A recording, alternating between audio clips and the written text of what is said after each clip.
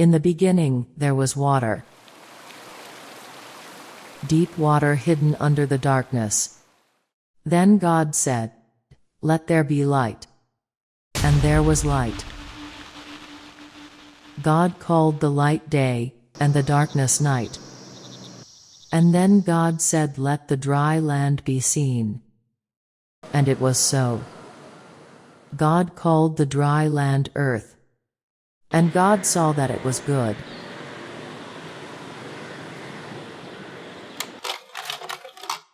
The river always comes before the people, because the people come for the river. The river makes the city, or in the case of KL, the meeting point of two rivers.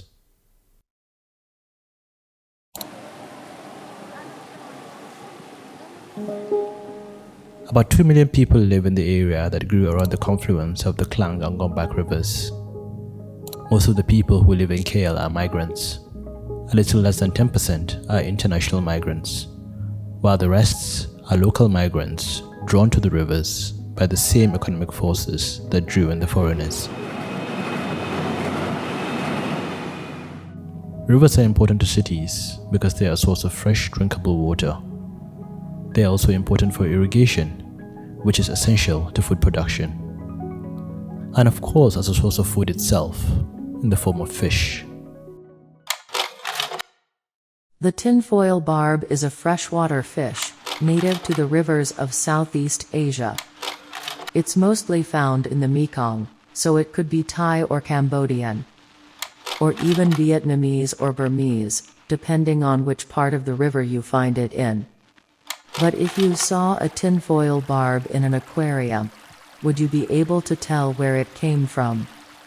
Would you be able to tell, from its scales, if it's a good or bad fish? How many seconds would it take you, after seeing it, to conclude that it does not deserve your respect? Fish don't identify with political borders because the rivers they swim in transcend political borders. Rivers go where they may. Sometimes they go meet other rivers. Sometimes they meet the Straits of Malacca. And sometimes they just evaporate. But wherever they go, they take people with them, because rivers are also a means of transport. They connect communities. Which is why it's not surprising then that the LRT Kalanjaya line follows almost exactly the path of the Klang River, at least within the city. Between Dato Karama and Abdullah Hukum, every station is less than a 10-minute walk from the river. The closest one, Masjid Jamik, is built right on top of it. And the farthest, Ampang Park, is less than 700 meters away.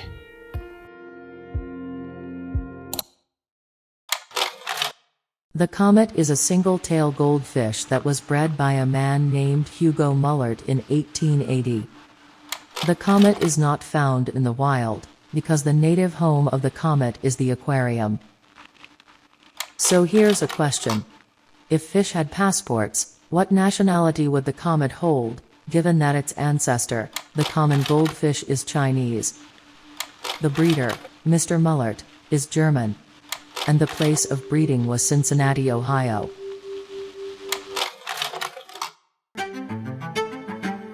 At midnight, after the trains stop running and all the people working during the day have left, the comet remains in its aquarium at the Abdullah Hukum LRT station.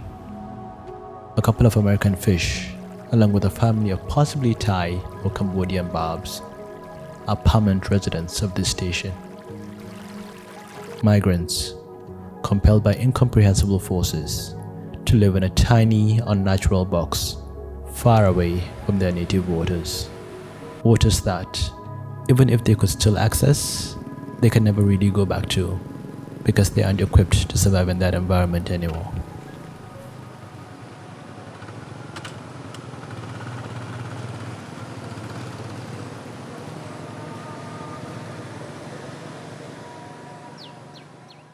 In the beginning, there was nothing. Then there was a bang. A big bang. And from that bang, stars were born. Elements combined with other elements, and gases were formed.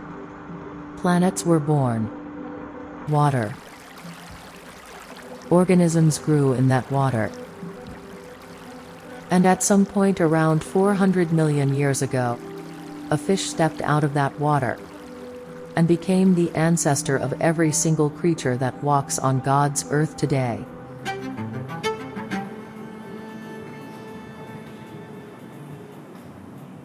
This is the beginning.